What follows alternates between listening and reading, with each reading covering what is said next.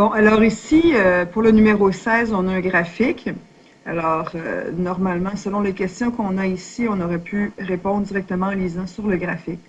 Je vais quand même trouver la règle.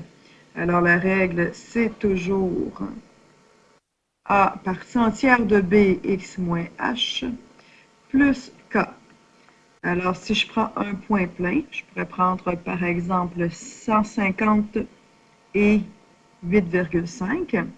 Donc, ce serait mon H, 150. Et mon K serait 8,5. Ensuite, la longueur de ma marche est de 150 unièmes.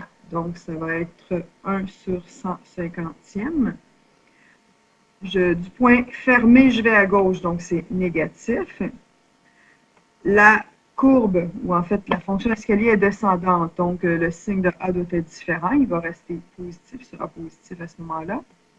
Et la hauteur de la marche est de 1,5. Donc voilà la règle, ce serait la règle ici de notre fonction en escalier, partie entière.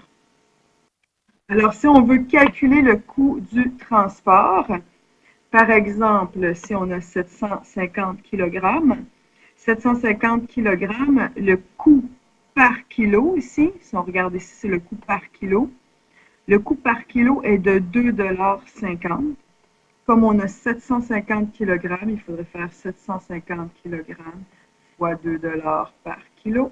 Et on aurait à ce moment-là le prix qui va être de 1500 $. Alors, c'est comme ça qu'on fait. Dès que c'est au-dessus de 750, le prix est constant par kilo. Le prix est de 1 $ par kilo. Alors ici, on nous demande, depuis 25 jours, 18 kg de denrées non périssables sont entreposées chaque jour.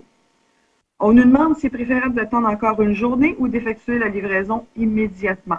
Alors, il faudrait voir le coût par kilo. Alors, 25 jours fois 18 kg, ça va nous donner 450 kg. À 450 kg, si on regarde sur notre graphique, le coût est de 5,50 $ par kilo. Okay.